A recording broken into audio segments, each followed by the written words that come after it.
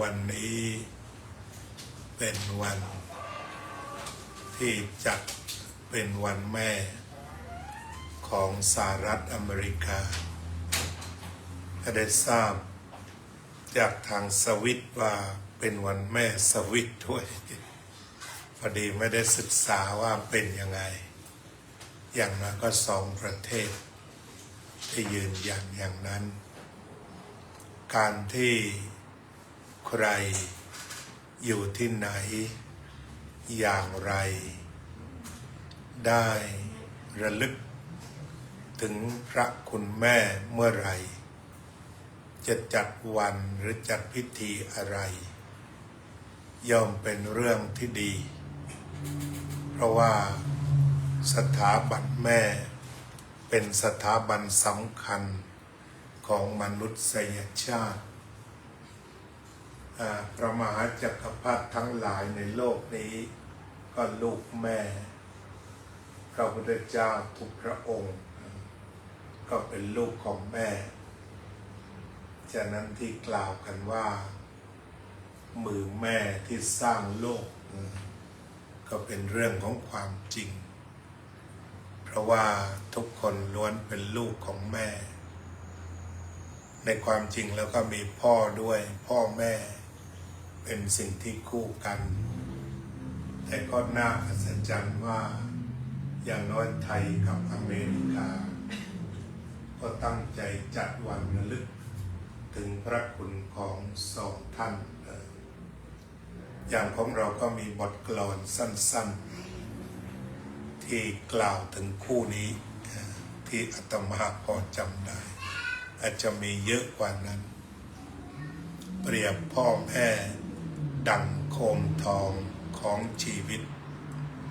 ช่วยชี้ทิศช่วยนำทางช่วยสร้างสรรค์ให้ความรักให้ความรู้ชูชีวันลูกจงมันกตัญญูรู้แทนคุณบทกลอนนี้ก็มีความสมบูรณ์อยู่ในทีนั่นก็คือเป็นแสงสว่างนำทางของลูกเป็นคุณครูที่ดีในทุกขั้นทุกตอนของลูกปัจจุบันนี้ก็อาจจะกล่าวได้ว่าพ่อแม่เป็นผู้นำทาง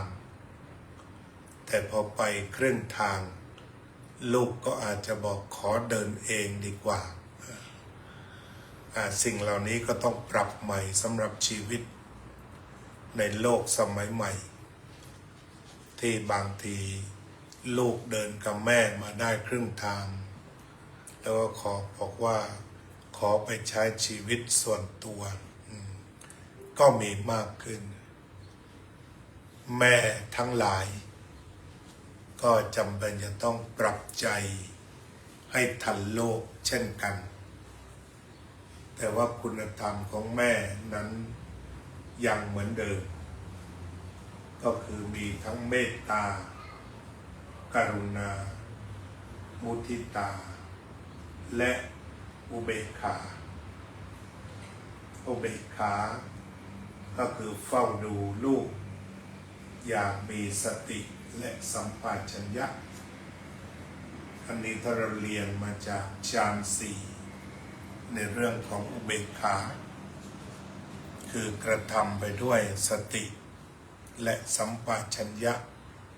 ที่เปี่ยมล้นอันการวางเฉยไม่ได้หมายความว่าทิ้งกว้าง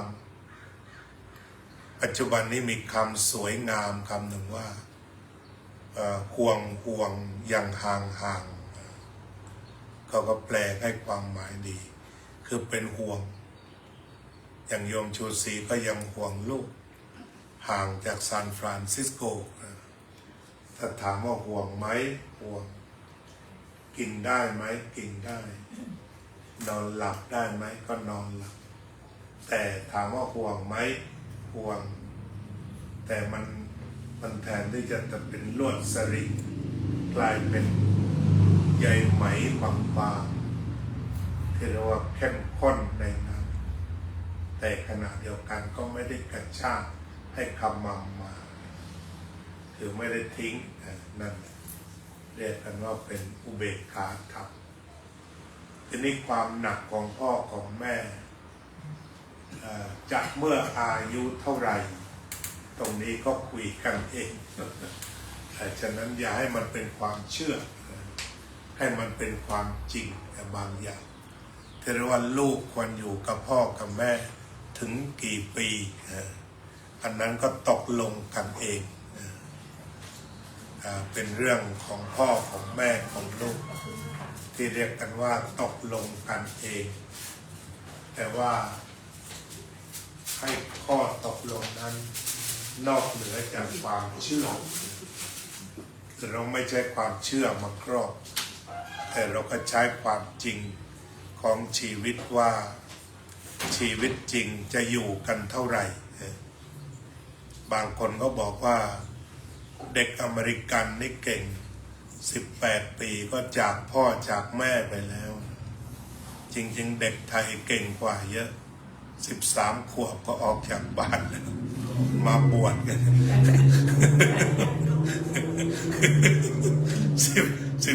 13เนี่ยเก่งเลยที่เขาบอกเด็กอเมริกัน18เข้าไปแล้วแต่ลืมดูบ้านเรา13 ขวบก็ไปกันเยอะเหมือนกันอันนี้ก็เรียกว่าไม่มีอะไรตายตัวในโลกนี้ดูเป็นกรณีไปเป็นความเป็นจริงกันไปแต่อย่างไรก็ตามเกี่ยวกับเรื่องความดีงามของแม่ที่จารึกไปจารึกไว้ในจิตใจของลูกที่มีความหนักต่างกันเลยสอนไม่ได้อาตมาเมื่อก่อนก็ชอบสอนเรื่องพระคุณแม่แต่พอนานๆนี่ถูกสวนบ่อยเหมือนกันก็เลยชักจะเบาๆก็กลายเป็นว่าแบ่งปัดแทนการสอนก็มักจะบอกว่าฉันคิดว่าที่ฉันคิดว่านี่คนอื่นไม่ต้องเชื่อก็ได้กันไว้ก่อนเช่นคิดว่ายานี่มี expire แต่ความรักของพ่อแม่ไม่ expire อย่างนี้เป็นต้นเป็นความรักที่มีตลอดไปแต่จะเข้มข้นหรือจะเบาบางตรงนั้นก็เป็นกรณีไป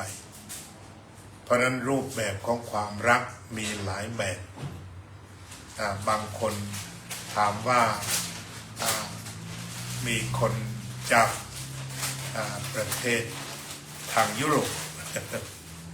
ก็บอกว่าพ่อแม่เลี้ยงเขามาจนโตส่งเขาจนจบแต่เขาไม่รู้สึกว่ารักเราก็บอกว่ากินข้าวฟรีได้ค่าเทอมฟรีไม่ต้องส่งคืนยังไม่รักอีกเหรอเขาบอกค่าเทอมคือค่าเทอมข้าวคือข้าวรักคือรักคือไม่โยงกันนะแต่ที่ของเรามันปนกันไปหมดเห็นแม่ทำข้าวให้กิน1 ถ้วยเราก็ถือว่ารักแล้วแต่วิธีมองเขาบอกว่าข้าวคือข้าวเงินคือเงินรักคือรักนะแบ่งเป็นประเด็นไปไม่โยงกันนะเพราะฉะนั้นก็เราก็สุดแล้วแต่ที่ใครจะมองถึงความรักที่ตนมีกับพ่อกับแม่มันมีรายการสั้นๆนะที่ผู้ใหญ่ถามเด็กฝรั่งคนหนึ่งว่าความรักคืออะไรเด็กเล็กๆมันตอบว่าความรักคือให้โดยไม่ต้องขอก็คือเช่นว่าให้เบรกฟาสต์เนี่ยไม่เคยขอเลยแต่ให้เองก็คือแม่ทำให้ทุกวันนะเขาเรียกว่ารักเด็กคนนั้นก็ว่าคือให้โดยไม่ต้องขอฉะนั้นถ้าอย่างที่ท่านทยาลุกที่เขียนกลอนที่อาตมาชอบท่านทยาลุนี่คือเป็นพระอาตมาเป็นเณรอายุ19ท่านเป็นพระธุดงค์ เคยทุดงกันไปที่ด่านสิงคอร์ดด้วยกันเคยไปอยู่ถ้ำด้วยกันแต่ท่านก็ไปสร้างวัดที่พังงาเรียกว่าสวนวางตอนนี้ก็มีลูกศิษย์ของท่านเรียกว่าท่านบุญนกอยู่จะฝังลูกในมิตรปีหน้านี่ก็เหมือนกันท่านก็ได้แต่งกลอนอันนี้เอาไว้สอนเด็กตามโรงเรียนคือท่านไปสอนตามโรงเรียนและต่อมาก็ได้ยินแล้วก็รู้สึกลงตัวมากในการที่ท่านกล่าวก็วันนี้ก็มอบให้แม่ทุกคนนะแม่คำนี้มีความหมายมีพระคุณมากมายหลายสถานแม่เป็นได้หลายสิ่งหลายประการเป็นธนาคารเป็นพระพรหมเป็นร่มไทรเป็นผู้ให้กำเนิดเกิดลูกรัก เป็นผู้ให้ที่พักพิงอาศัยเป็นผู้ให้ความการุณอุ่นกายใจเป็นผู้ให้อะไรไม่รามือยามป่วยไข้แม่ก็ให้การรักษาเติบโตมาแม่ก็ส่งเรียนหนังสือลูกต้องการตำราแม่หาซื้อลูกปรึกษาหารือแม่ยินดีท่อนต่อไปนี้ดุหน่อยลูกคนใดกระทำกรรมแก่แม่ลูกเลวแท้ชั่วช้าสิ้นราศีลูกด่าแม่ตีแม่ลูกกาลีลูกไม่ดีทำแม่ช้ำระกำใจน้ำตาแม่ลินไหลเมื่อลูกร้ายน้ำตาแม่เป็นสายเมื่อลูกหมิ่นน้ำตาแม่หลั่งลงรถแผ่นดินเมื่อได้ยินลูกเสเพลเนรคุณโอ้แม่จ๋าพระคุณแม่แผ่ปกเกล้าโอ้แม่จ๋าผู้เฝ้าเข้าเกื้อหนุนโอ้แม่จ๋าผู้เมตตาผู้การุณโอ้แม่จ๋าผู้ค้ำจุนไม่ห่างไกลน้ำใจแม่สะอาดแท้กว่าทุกสิ่งน้ำใจแม่สะอาดยิ่งกว่าสิ่งไหนน้ำใจแม่สะอาดเกินกว่าสิ่งใดน้ำใจแม่มีไว้เพื่อลูกเอ่ยคำกลอนนี้ก็สะท้อนออกมาจากจิตของคนคนหนึ่งที่มีความรักแม่ได้รับประสบการณ์ดังกล่าวทั้งหมดโดยดูว่าเป็นธนาคารก็ได้เป็นพระพรหมคือมีเมตตากรุณาโมดิตาอุเบกขาเป็นร่มไทรก็อุปมาเหมือนเราเดินทางมาร้อนเมื่อเข้าถึงร่มไทรก็จะพบกับความเย็นเครื่องหมายของความเยือกเย็นทุกร้อนเมื่อเดินกลับถึงบ้านก็จะหายร้อนเหน็ดเหนื่อยแม่ก็จะทำให้หายเหนื่อยตื่นขึ้นมาตอนดึกฝันร้ายสะดุ้งก็จะกอดให้ลูกหายฝันร้ายเวลาแม่ช่วยลูกไม่ผัดวันประกันพรุ่งลูกถ่ายใส่ผ้าแม่จะซักจะดูทันทีไม่มีผัดวันประกันพรุ่งแต่อย่างใดขอตำรับตำราหาซื้อให้ทันทีอยากมีทุกข์ใจกลับมาหาแม่ก็คลายทุกข์ได้บทกวีนี้ก็ไม่ได้หมายความว่าแม่ทุกคนเป็นอย่างนี้แต่ว่าเป็นทัศนะของคนหนึ่งที่เขาพบแม่ของเขา แบกหนักเพราะฉะนั้นก็วันนี้เป็นวันแม่หลายท่านได้มาที่นี่ฉะนั้นอาตมาก็ขอให้คุณแม่ของลูกๆทั้งหลายจงเจริญด้วยอายุมั่นฝันยืนมีวรรณะผ่องใสมีความสุขกายสุขใจมีพละกำลังในการทำความดีให้ถึงพร้อมยังจิตให้บริสุทธิ์ได้รับความสงบบำเพ็ญประโยชน์ตนและบำเพ็ญประโยชน์ผู้อื่นให้ถึงพร้อม